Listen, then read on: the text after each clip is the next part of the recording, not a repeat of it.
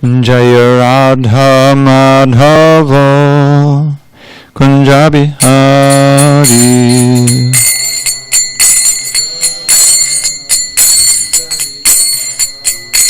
Jaya Radha Madhava Kunja Bihari.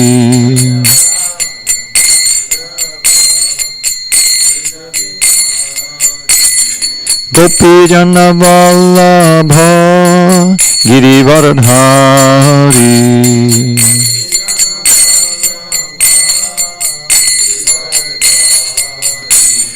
Gopi Jana Vallabha Girivaradhari.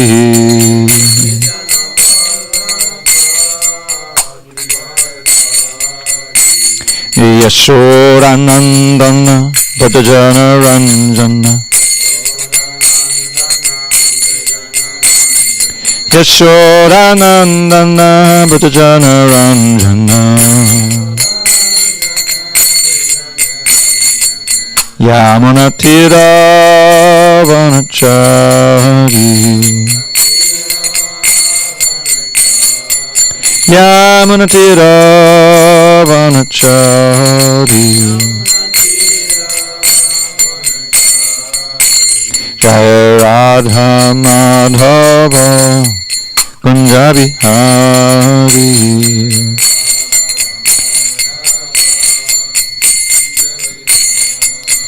Jaya Radha Madhava Kunja Bihari.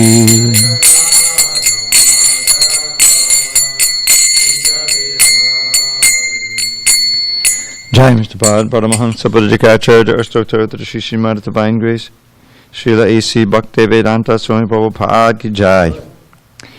ISKCON BBT Founder Acharya Srila Prabhupada Ki Jai. Jai Om Vishnu Bhagavad Paramahamsa Pradikacharya Ashtottara Shri Srimad Divine Grace Srila Bhakti Siddhanta Saraswati Thakur Ki Jai. Ananda Koti Vaishnavini Ki Jai. Namacharya Srila Haridas Thakur Ki Jai. Srimad Bhagavad Gita Ki Jai. Samaveda Bhaktivinoda Ki Jai. All glories to the assembled devotees. All glories to the assembled devotees. All glories to the assembled devotees. All glory to Shri Guru and Gauranga. Om Namo Bhagavate Vasudevaya. Om Namo Bhagavate Vasudevaya. Om Namo Bhagavate Vasudevaya. On this 30th day of September 2020 in SanDiego, we're reading from Srimad Bhagavad Gita as it is, translation and commentary by His Divine Grace A.C. Bhaktivedanta Swami Prabhupada. We are in chapter 2, contents of the Gita summarized, text 26 on page 93. Thank you. Casey comes. Atachainam nityajatam nityam va manyase mritam tatapi tvam mahabaho nainam shochitam arhasi. All right. Atachainam nityajatam nityam va manyase mritam tatapi tvam mahabaho nainam shochitam arhasi. Atachainam nityajatam nityam va manyase mritam tatapi tvam mahabaho nainam shochitam arhasi. Atachainam nityajatam nityam va manyase mritam tatapi tvam mahabaho nainam shochitam arhasi. Atachainam nityajatam nityam va manyase mritam tatapi tvam mahabaho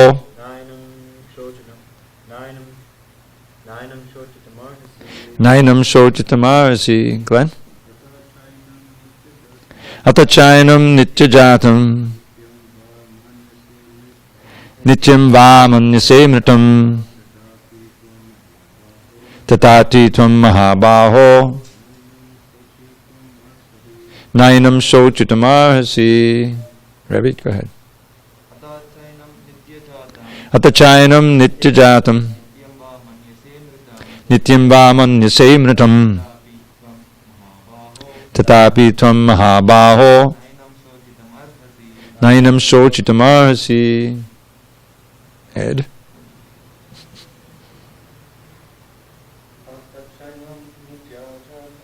Atyachayanam Nityajatam Nityam Vamanyase Mritam Tatati Tvam Mahabaho Nainam Shochitamarhasi. Ata, if however, cha also, enam, this soul, nitya jatam, always born, nityam, forever, va, either, manyase, you so think, mritam, dead, tata, api, still, tvam, you, mahabaho, almighty armed one, na, never, enam, about the soul, shochitum, to lament, arhasi, deserve. Translation. Krishna says, if, however, you think that the soul or the symptoms of life will always be born and die forever, you still have no reason to lament, almighty armed. Purport. There is always a class of philosophers, almost akin to the Buddhists, who do not believe in the separate existence of the soul beyond the body. When Lord Krishna spoke the Bhagavad Gita, it appears that such philosophers existed, and they were known as the Lokayatikas and Vaibhashikas. Such philosophers maintain that life symptoms take place at a certain mature condition of material combination.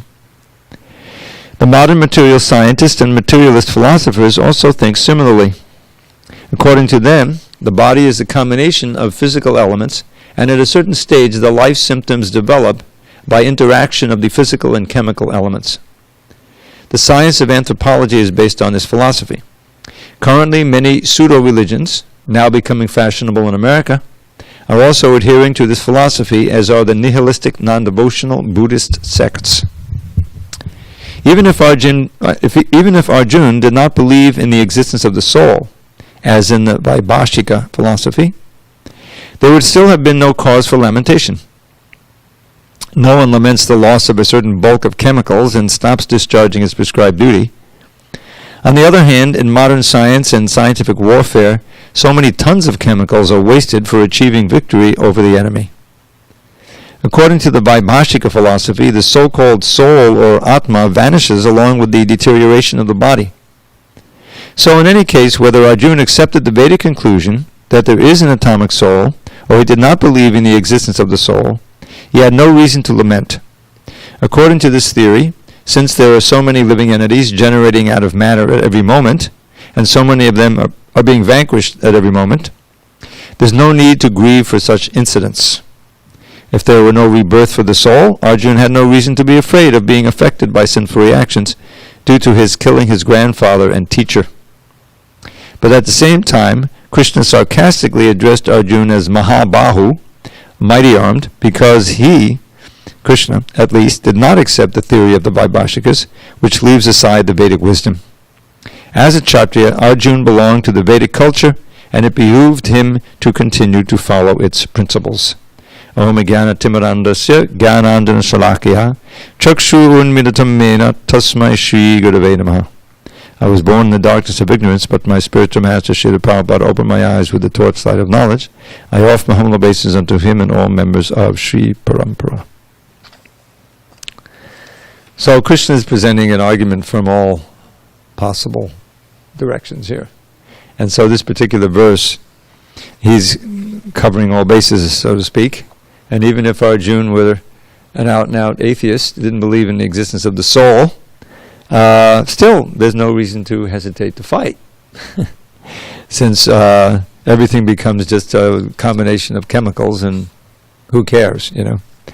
So, but I think, as Prabhupada points out at the end, Krishna is kind of addressing this verse to Arjuna in kind of a sarcastic way, and that is that if you believe, if you believe that that consciousness arises from matter, then there's certainly no reason to hesitate, because everything is just material anyway. There's no life after death, no karma.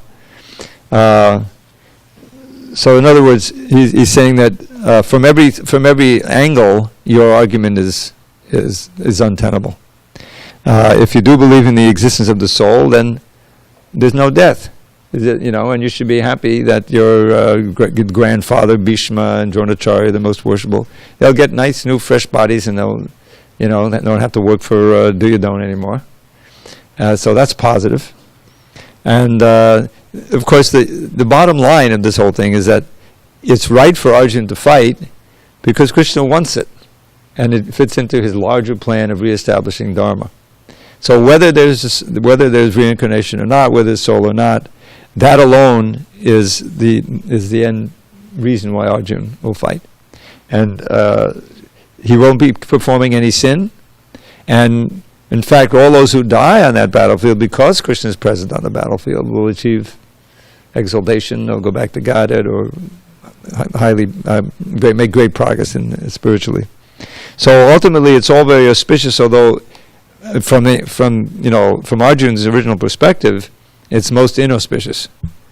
These are the people he loves, and he's going to be instrumental in killing them. I don't care about the kingdom. It's just soaked with their blood. Let me just go off to the forest and beg. But that conflicted with his friendship with Krishna and with his understanding of his duty and so forth. So it's being resolved. And this verse, that verse, and this and the next one are kind of Krishna is covering all the bases in the argument, so that Arjuna has, there's no way that he can argue against it. That's the way I see it, anyway. Okay, moving on. Jatasya hi dhruva mityur. Sorry. Jatasya hi dhruva mityur. Dhruvam janmamatasya cha. Tasmadapariharyate. Natvam shochitamarhasi. So, that's kind of a theme. The last verse is also ended the same way, almost exactly. Nainam shochitamarhasi. So this lamentation is a sign of illusion, of ignorance. One who has taken birth, his birth is sure to die, and after death one is sure to take birth again. Therefore, in the unavoidable discharge of your duty, you should not lament. Purport: one has to take birth according to one's activities of life, and after finishing one term of activities, one has to die to take birth for the next. In this way, one is going through one cycle of birth and death after another without liberation. This cycle of birth and death does not, however, support unnecessary murder, slaughter, and war. But at the same time, violence and war are inevitable factors in human society for keeping law and order. The Battle of Kurukshetra, being the will of the Supreme, was an inevitable event, and to fight for the right cause is the duty of a Kshatriya. Why should he be afraid why should Arjuna be afraid of or aggrieved at the death of his relatives, since he was discharging his proper duty? That's, by the way, that's been fixed. The word Arjuna is there now in a sentence. He did not deserve to break the law, thereby becoming subjected to the reactions of sinful acts, of which he was so afraid. By avoiding the discharge of his proper duty, he would not be able to stop the death of his relatives, and he would be degraded due to his selection of the wrong path of action. So, this sentence, therefore, in the unavoidable discharge of your duty, you should not lament. Well, he's avoiding it, right? He's avoiding the discharge of his duty. So he could avoid it, but of course in the end he makes the right decision and he does his duty, he surrenders to Krishna.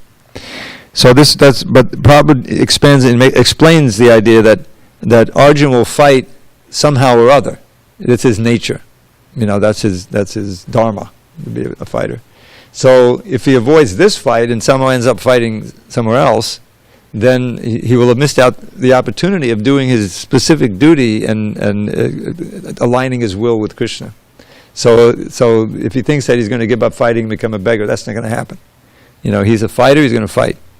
So that's one meaning. But the other meaning here is simply Jata Sriduma Dhruvam Jamramatasya. So people, the soldiers who have taken their birth, they're on the battlefield now. And they're eventually going to die anyway and take birth again. You can't stop that. So why lament that which is unavoidable? They may die now, or they're going to die tomorrow, in a few years, or whatever. And Krishna makes it very clear in the 11th chapter that nobody's going home. Whether you kill them or not, my plan is they're all going to be annihilated here, because part of his mission, remember, is vinashayasya duskritam. These armies that have been assembled are in the realm of duskritam now, because they're all fighting for a evil course, evil motive.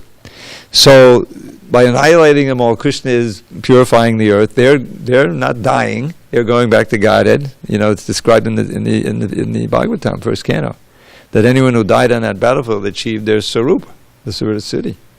So if you see with those eyes, you see that it's all auspicious that they die, and Arjuna can be instrumental in that. So the idea is, everyone who's alive now will eventually die, and after death, everyone who then died will then take birth again. So why lament the unavoidable, which is unavoidable, that they are going to die? They will die today or tomorrow. This is what this verse is all about. All right, text 28. Avyaktadini bhutani vyakta madhyani bharata avyakta nidananyeva tattaka paridevana. All created beings are unmanifest in their beginning, manifest in their interim state, and unmanifest again when annihilated. So what need is there for lamentation? He's on the wrong page now. Page 94, 95. Text 28. Purport. Accepting that there are two classes of philosophers, one believing in the existence of the soul and the other not believing in the existence of the soul, there is no cause for lamentation in either case. Non-believers in the existence of the soul are called atheists by followers of the Vedic wisdom. Yet even if, for argument's sake, we accept that this atheistic theory, there is still no cause for lamentation. Apart from the separate existence of the soul, the material elements remain unmanifested before creation. From this subtle state of non-manifestation comes manifestation. Just as from ether air is generated, from air fire is generated, from fire water is generated, and from water earth becomes manifested. From the earth many varieties of manifestations take place. Take, for example, a big skyscraper manifested from the earth. When it is dismantled, the manifestation becomes again unmanifested and remains as atoms in the ultimate stage. The law of conservation of energy remains, but in course of time, things are manifested and unmanifested. That is the difference. Prabhu, you can get that fan now. Thank you. Then what cause is there for lamentation, either in the stage of manifestation or in unmanifestation? Somehow or other, even in the unmanifested stage, things are not lost. Both at the beginning and at the end, all elements remain unmanifested, and only in the middle are they manifested, and this does not make any real material difference. And if we accept the Vedic conclusion, as stated in the Bhagavad Gita, that these material bodies are perishable in due course of time, antabandha hime deha, but that the soul is eternal, nityasyokta sharirinaha, then we must remember always that the body is like a dress. Therefore, why lament the change of a dress? The material body has no factual existence in relation to the eternal soul. It is something like a dream. In a dream we may think of flying in the sky or sitting on a chariot as a king. But when we wake up, we can see that we are neither in the sky nor seated on the chariot. The Vedic wisdom encouraged self-realization on the basis of the non-existence of the material body. Therefore, in either case, whether one believes in the existence of the soul or one does not believe in the existence of the soul, there is no cause for lamentation for loss of the body. So this phrase, basis of the non-existence of the material body, that's calling to mind this idea of Brahma Satyam Jagan Mitya. It's false that this whole universe, including our bodies, are false. But the Vedic conclusion, the Vaishnava, is that is false in the sense of a dream. But while you're in the dream, it seems very real. You're going to experiences. If you have a nightmare, you may be sweating and screaming, So in that sense, it's real. But in the ultimate sense, it's just a dream. It's real, but it's not what you think it is. That's really the thing. It's temporary. So remember this non-existence of the body. Remember the verse way back we had, nasato vidyate bhavo, na bhavo vidyate sataha. So na asata vidyate bhava. The asat has ultimately no real existence. The asat is, the body is the prime asat. Asat means temporary, always changing. And na bhavo vidyate sataha. For the sat, the soul and the super soul and everything spiritual, there's no non-existence. Na asata. Na asat means no non-existence. So that's what Prabhupada is referring to here. The Vedic wisdom encourages self-reliance on the basis of the non-existence of the material body. That is asat. So the idea, ultimately, how does this affect our lives? Well, it means that we need to live in such a way that we're progressively understanding the nature of the soul, the activities of the soul, the identity of the soul, and in relation to the Supreme Soul. That's the only way to do it. It's not that just self-realization means I understand I'm a soul. That may be the beginning, but then we have to learn to live in that consciousness. And the only way of doing it is by becoming conscious of the Supreme Soul and Krishna. That's the idea. But here it's all talk of the body, because Arjuna was completely absorbed in, the body and the soul, because Arjuna was completely absorbed in bodily consciousness. So he's attacking that, and he's dispelling that first. This is the beginning of his instructions, of course, second chapter here. Okay, and it's amazing, because you can't see the soul, can't smell them, so that's the next verse. Very amazing. Ashchayavat pashyati kascharenam Ashchayavat vadati tataiva chanyaha Ashchayavat chayanamanyakshrinoti Shutvapyenam vedana chaiva kaschit. Some look on the soul as amazing, some describe him as amazing, and some hear of him as amazing, while others, even after hearing about him, cannot understand him at all. Purport: since the Gita Upanishad is largely based, this has been fixed, no largely about it. Since the Gita Upanishad is based on the principles of the Upanishads, the Prabhupada never said largely, it is not surprising to also find this passage, the following passage, in the Katha Upanishad. Yeah, I don't know why you put that in there. Okay, and here, I don't know if you picked up on it, but in the first we just chanted, there's a little irregularity in the meter. It's got that Upanishadic flavor. So this next one, there's a lot of irregularities. It's so much so that I won't ask you to, if you want to chant it, you can, but. All right. Shravanayapi bahubi yo nalabhya shinvantopi bahavoyam navidyuhu ascharyo vakta kushalosya labdha ascharyo gyata kushalanusishtaha. Wow, a lot of irregularities. The fact that the atomic soul is within the body of a gigantic animal, in the body of a gigantic banyan tree, and also in the microbic germs, millions and billions of which occupy only an inch of space, is certainly very amazing.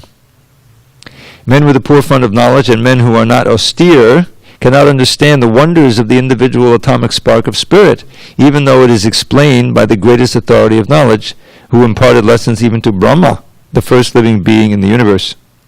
Owing to a gross material conception of things, most men in this age cannot imagine how such a small particle can become both so great and so small. So men look at the soul proper as wonderful either by constitution or by description. Illusioned by the material energy, people are so engrossed in subject matters for sense gratification that they have very little time to understand the question of self-understanding, even though it is a fact that without this self-understanding, all activities result in ultimate defeat in the struggle for existence. Perhaps they have no idea that one must think of the soul and thus make a solution to the material miseries. Some people who are inclined to hear about the soul may be attending lectures in good association, but sometimes, owing to ignorance, they are misguided by acceptance of the super soul and the atomic soul as one without distinction of magnitude. It is very difficult to find a man who perfectly understands the position of the supersoul, the atomic soul, their respective functions and relationships, and all other major and minor details. And it is still more difficult to find a man who has actually derived full benefit from knowledge of the soul, and who is able to describe the position of the soul in different aspects. But if somehow or other one is able to understand the subject matter of the soul, then one's life is successful. The easiest process for understanding the subject matter of self, however, is to accept the statements of the Bhagavad Gita spoken by the greatest authority, Lord Krishna, without being deviated by other theories. But it also requires a great deal of penance and sacrifice, either in this life or in the previous ones, before one is able to accept Krishna as the Supreme Personality of Godhead. Krishna can, however, be known as such by the causeless mercy of the pure devotee, and by no other way. Well, that's an encouraging sentence. It requires a great deal of penance and sacrifice, either in this life or in the previous ones, before one is able to accept Krishna as the Supreme Personality of Godhead. Is anyone here who doesn't accept Krishna as the Supreme Personality of Godhead? Well, you're all great tapasvis. Who knows who you were in your past life? So anyway, this soul we can just look around us and see. Everyone is involved, on various levels of material consciousness, identifying with the body, with the gender, with the age, with the race, certainly with the race, that's a big deal, the land of where you're born. And what does Krishna say? This verse is so often quoted, but it's not often mentioned that he uttered this verse on the battlefield of Kurukshetra. There was a big mela when there was a solar eclipse. You read in the Krishna book how they all came there and bathed in the lakes that Parashuram had left after killing all the Kshatriyas. And so Krishna is there with all his wives, his entourage, and so there's a huge number of people at that congregation. And so Vasudeva is there, and all kinds of great, devas and yogis and munis come in from outer surface to see Krishna, And as soon as Vasudeva sees them, he wants to question them. This is what the great souls do. Oh, now I've got a chance. What's the goal of life, and how can I achieve it? Please enlighten me. So when they see him, and Krishna's right there, and they're kind of dumbstruck. Well, he's got Krishna as his own son, and he's inquiring us about the goal of life he's already achieved.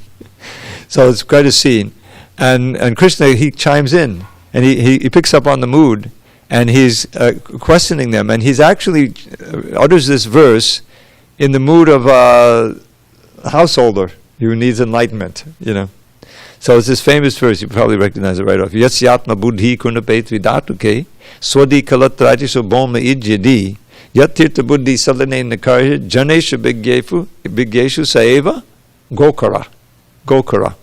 Gokara means a cow or a donkey, or it means the donkey or the ass that carries the fodder for the cows. But in any case, it means you're an animal, if you have these ideas. So the first one is yasyatma buddhi. This is Krishna speaking to this. Kunape tvidatuke. So what is this body really?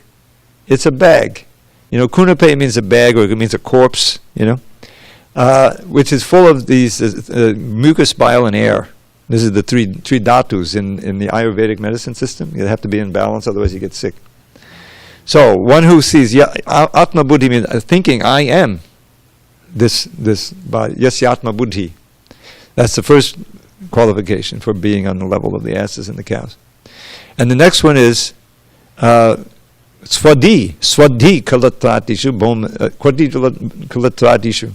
So Swadi means having the consciousness of being mine, of the kalatra, the wife, etc. The household always begins with the wife. The attraction develops, then you get married. Okay, now we need a place, then you have children, and then you need money, and then you have the whole mishpucha, as they say in Yiddish. I don't know if people don't. You speak Bengali, you speak Hindi, you speak Sanskrit. What about Yiddish? Anyway, so it means the extended family, and so that's another qualification to have possessiveness. This is the famous me and mine. Me or I am this body, and that in relation to the body, beginning with wife, children, money, is mine. It's all mine. You see? And then, very important one, Boma Ijya Di. Boma is the land. Ijya means worshipable. Di, these are all different conceptions that you have. You see? Have the conception that where I've been born, that's the greatest land. Nationalism, nationalism. Which often expands into xenophobia, all others are dangerous, whatever. And then the last one is Yatirtha Buddhi Salile Nakarhichit Janesha Bigyeshu. So what that means is that thinking that, okay, well, we live in, we're in the Barsha, so we should go on pilgrimage. And that the pilgrimage consists of making a trek somewhere, finding the holy water, was the Ganges or some, and taking a bath and then going home.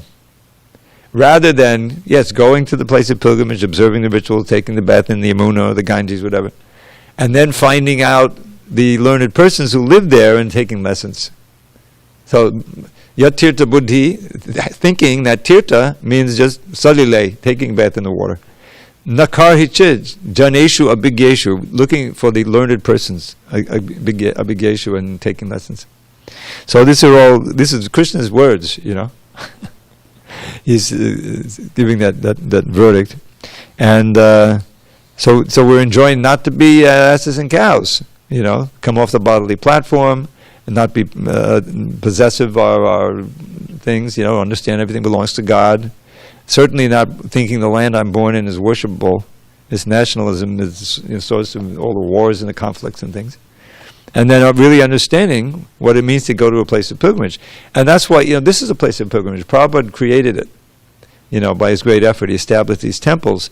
And, you could say, well, okay, going to the temple means going, seeing the deity, and putting something in the handi and then leaving.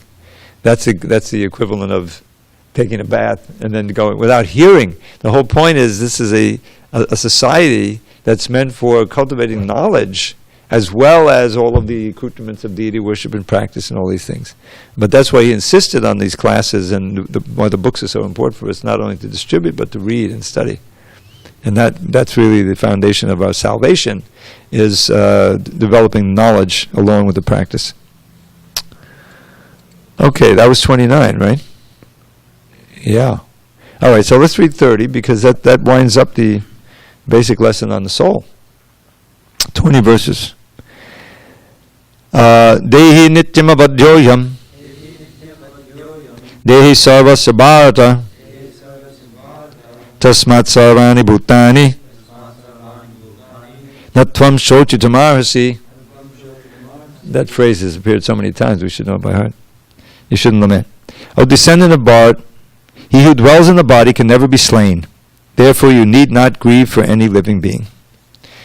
Purport. The Lord now concludes the chapter of instruction on the immutable spirit soul. In describing the immortal soul in various ways, Lord Krishna establishes that the soul is immortal and the body is temporary. Therefore, Arjuna, as a Kshatriya, should not abandon his duty out of fear that his grandfather and teacher, Bhishma and Drona, will die in the battle. On the authority of Sri Krishna, one has to believe that there is a soul different from the material body. Not that there is no such thing as a soul, or that living symptoms develop at a certain stage of material maturity, resulting from the interaction of chemicals. Though the soul is immortal, violence is not encouraged, but at the time of war it is not discouraged when there is actual need for it. That need must be justified in terms of the sanction of the Lord, and not capriciously. So that's an important lesson there. But I always, when I first started reading the Gita, I said, oh, this is a nice little lesson on the soul, so I memorized all these verses, Now some of them need a little resurrection. But it's a very important first step to understand these verses and really have faith. That's the foundation of all progress, is understanding I'm not this body, I'm a spirit soul. I need to, maintain that awareness and give up the activities that are based on the bodily concept of life. And that's why Bhakti Yoga, the science of Bhakti and the practice, involves all the senses, and all the mind, everything that we have, all our facilities, which constitute this amazing bodily, tabernacle, probably would call it sometimes. that they all need purification. This is what's binding us here, is our bodily concept. So using our mind, using our intelligence, using our senses, both active and knowledge acquiring, in the service of the Lord, and that's instruction of how that's given systematically in books like Nectar of Devotion. It's based on this knowledge. In other words, this knowledge should increase our faith in the practice that follows from the knowledge, and therefore we become enlivened to actually do those things where, Krishna then enlightens from within, and the whole process works. And you can see how this is so revolutionary for today's society. If people really believed in the eternality of the soul and the law of karma and the existence of God, and that's our mission, everything would change. Society would be completely different. Yeah.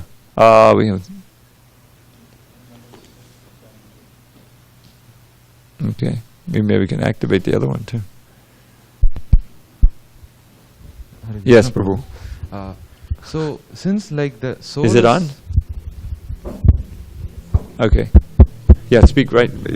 That's it. Okay. Since the soul is untouched like by matter, like you cannot burn it or yes, you cannot. How does the soul become like covered by material energy, and how does it become covered? Yeah, and entrapped in this like body or. That's very wonderfully described in several places in the Bhagavatam, and I'm especially thinking of the teachings of Lord Kapila Dev. He gives a description of how the living entity, when we leave the spiritual world, then we are injected into the material world by the glance of Mahavishnu. Ultimately, that's as we are getting our conditioned life, and so then there's a process of the first covering is the false ego. How do we develop this sense of separateness from Krishna? Well, we have to feel that we're different. That we turn away. That whole idea of turning our back, and now we're absorbed in the material energy. Well, what is the material energy? It's a combination of these 8 elements that Krishna will describe in chapter 7: earth, water, fire, ether, mind, intelligence, false ego. This is our covering. The whole body, gross and subtle, is composed of these things. But first, but there's a progression. The false ego, in contact with the mode of goodness, produces the mind and all the demigods, and in contact with the mode of passion, produces the intelligence, and in contact with the mode of ignorance, produces all these 5 elements, the senses, progressively the senses, beginning with sound, and then the sense of hearing, and the ear, and with the sense that has the sense of hearing, and it goes like that from sound to I think air is next, and then the sense of touch, and then the fire, the sense of sight, and then the sense of taste with the water and the tongue, and then the earth, which is a sense of smell, and the organ for smell, and all of these are gradually developed, and they compose our external body. The elements. You can read about it there, and so really Krishna consciousness begins with a sense of transforming our sense of ego. What am I really? At least understanding it. And then by the process of hearing and chanting and remembering and all of the 9 processes that we engage in all the varieties, all of the senses and the mind and intelligence become purified of this, of the modes of nature. And we become fixed in goodness and then pure goodness. And we're really reversing the process. When we identify ourselves and act as devotees of the Lord, that becomes our ego. Who am I? Oh, I'm a spirit soul. I'm a servant of God. I'm a servant of Krishna, rather than a servant of the senses. And so the whole process reverses that until we aspire. Our most ardent desire is to return home back to God and engage in Krishna service. In other words, we finally learn our lesson after all these births and deaths. So it is a really amazing process by which the soul can so much lose his identity, and really we're living a dream world. It's just like, I don't know if you've ever done this because you're born and raised in different culture, but most of us who grew up in the West, how when Halloween comes around, you put on a costume, and sometimes there's a costume party, right? And you go with someone, and the whole idea is if you do so well with the makeup and everything, no one will really know who you really are, So imagine, you put on a costume and you pretend to be,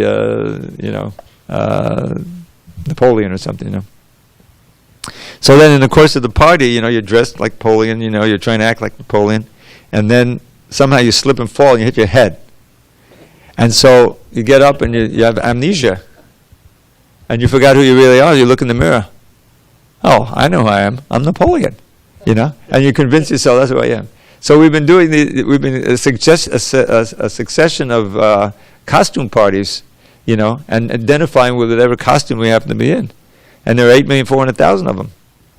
So we've lost our way. We need to give up the costume party and find out our real identity, who we are, Swarup Siddhi, and return, to our eternal home. That's the idea. So that's the fortunate few who are listening to Bhagavad Gita online or practicing Krishna consciousness. They're doing what is really human, the human mission, following it. Okay, no comments on that. It's good to review these sometimes, but I think we'll press forward now. Beginning with text 11, that was Krishna's first instruction, 20 verses on the soul. There's a lot you can do on preaching on the basis of those verses. So now Krishna changes gears, and he's now arguing on the basis of his swadharma, his actual duty according to his caste, if you will, as a Kshatriya. Swadharmam apichaviksha navikampitum arhasi dharmyadhi yuddhatreyonyat kshatriyasya navidyate. Considering your specific duty as a Kshatriya, you should know that there is no better engagement for you than fighting on religious principles, and so there is no need for hesitation. Purport. Out of the 4 orders of social administration, the second order for the matter of good administration is called Kshatriya. Kshat means hurt. One who gives protection from harm is called Kshatriya, Trayate, to give protection. The Kshatriyas are trained for killing in the forest. But that means therefore, in the forest, the Kshatriyas are trained for killing. I think we may need an adjustment. It sounds like killing in the forest.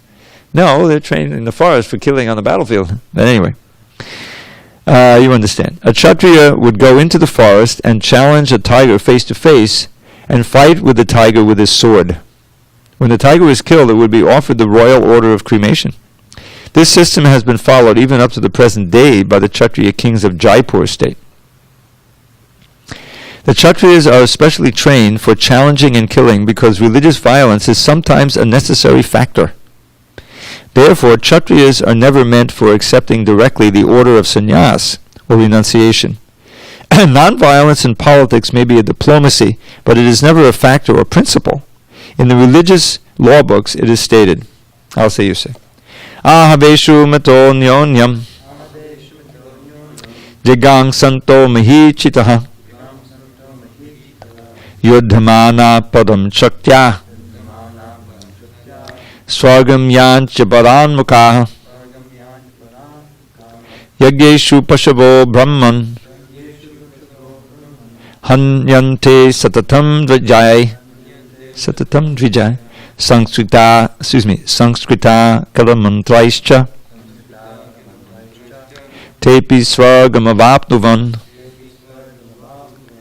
In the battlefield, a king or Kshatriya, while fighting another king envious of him, is eligible for achieving the heavenly planets after death, as the Brahmins also attain the heavenly planets by sacrificing animals in the sacrificial fire. Therefore, killing on the battlefield on religious principles and killing animals in the sacrificial fire are not at all considered to be acts of violence, because everyone is benefited by the religious principles involved. The animal sacrifice gets a human life immediately without undergoing the gradual evolutionary process from one form to another. And the Kshatriyas killed on the battlefield also attain the heavenly planets, as do the Brahmins who attain them by offering sacrifice. There are 2 kinds of swadharmas, specific duties. As long as one is not liberated, one has to perform the duties of his particular body in accordance with religious principles in order to achieve liberation. When one is liberated, one's swadharma, specific duty, becomes spiritual and is not in the material bodily concept. In the bodily conception of life, there are specific duties for the Brahmins and Kshatriyas, respectively, and these duties are unavoidable. Such swadharma is ordained by the Lord, and this will be clarified in the 4th chapter. On the bodily plane, swadharma is called varnashram dharma, or man's stepping stone for a spiritual understanding. Human civilization begins from the stage of varnashram dharma, or specific duties in terms of the specific modes of nature of the body obtained. Discharging one's specific duty in any field of action in accordance with the orders of higher authorities serves to elevate one to a higher status of life. So, this is all about swadharma and how Arjuna should not hesitate to perform his swadharma, which is, of course, the Kshatriya dharma, and that is fight. It's interesting because in so many places, like I'm thinking of Bhagavatam, in the 5th chapter, there's this verse Prabhupada quote all the time. Tyakva swadharmam chadanam bhajang hare bhajanna pokpo tapadeta todadi yatra kavaba dharmabura mushikim kovarta apto abhatatam swadharmata. So there he's saying that if someone gives up his activity in swadharma, which Arjuna is asked not to do, gives up his activity and takes full shelter of the Lord. Of course, in this case, Arjun's doing his swadharma would be taking shelter of the Lord, because Krishna wants him to perform it. But in that verse, he's saying your material, duties without Krishna in the center, if you give that up and you take full shelter of Krishna, but due to one reason or another, you don't complete the course, the bhakti course, right? Chakva swadharmam chadanam bhajang hare bhajan. You're worshipping the lotus feet of Hari. Chadanam bhajang hare bhajan. But it becomes a pakbo. I mentioned what this word means. It's not completely cooked. The swapachas are the dog cookers, literally. So a pakva means it's immature. Yibloop. He says, yatra kavabhadram. Where is there any abhadra here? Whatever you can contribute, 1 day, 1 week, a month, a year, 10 years, your whole life, it's all auspicious. Nothing is lost. That comes up in a few verses. There's no loss or diminution. So where's the loss? But on the other hand, where is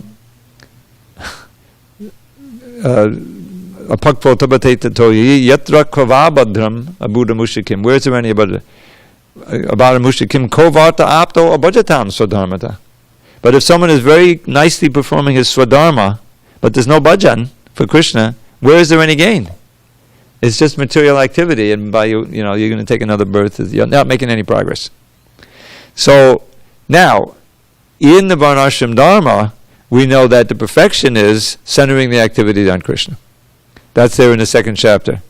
It says, God, I can't pull these out anymore. Atak pumbid vijashreshta, varnashram vibhagasha, swanasya dharmasa, sangsidhir haritoshanam. Dvija Shrestha, best of the sages, is gathered at Naimisharanya.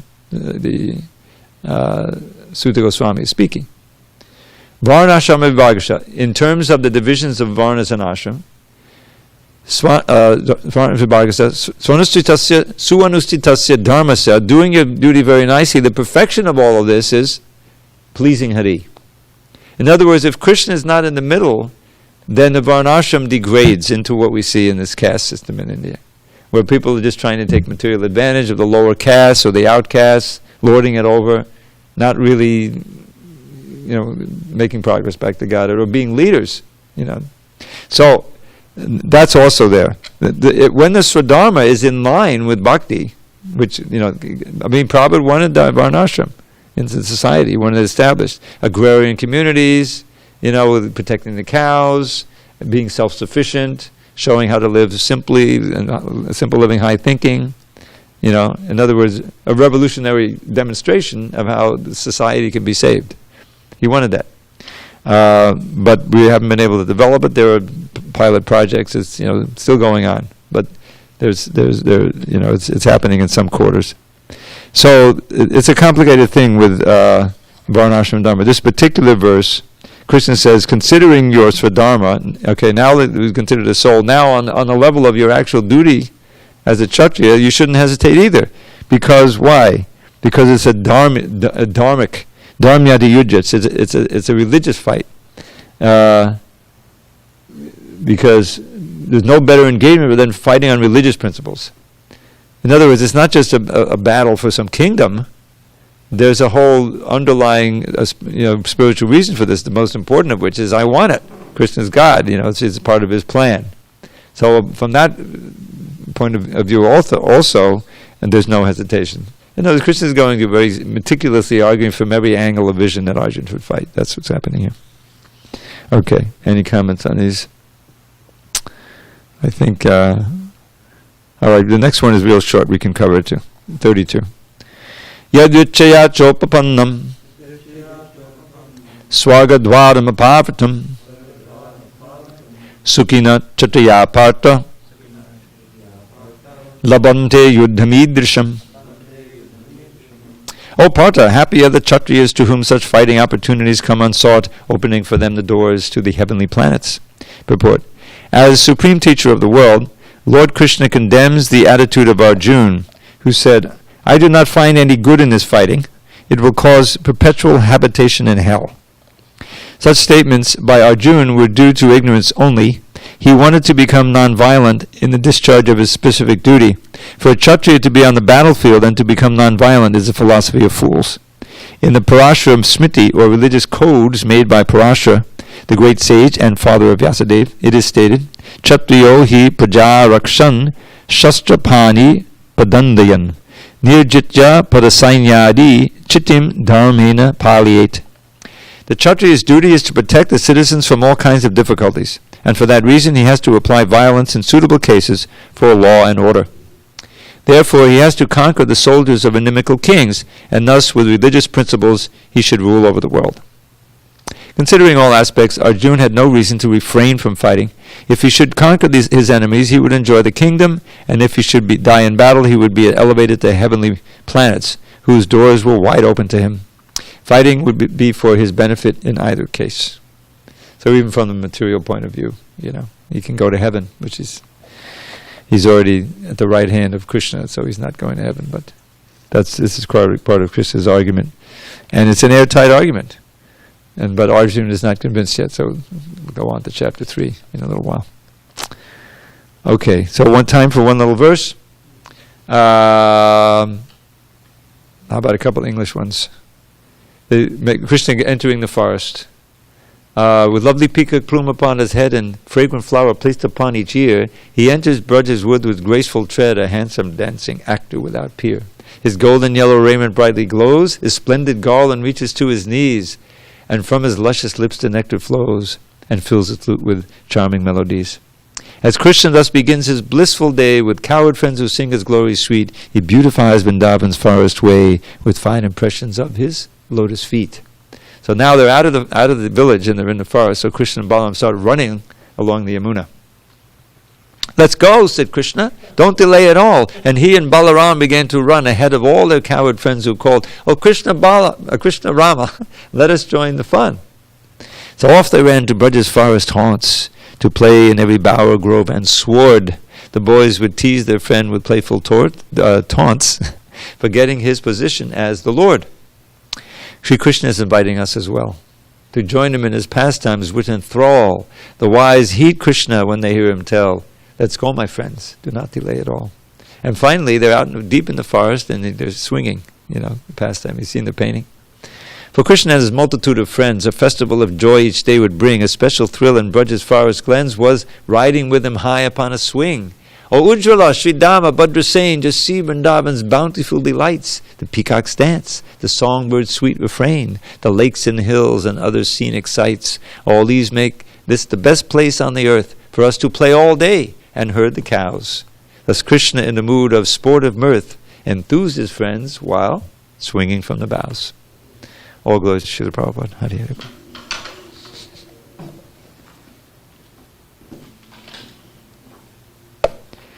Okay, so on Monday we'll read text 33.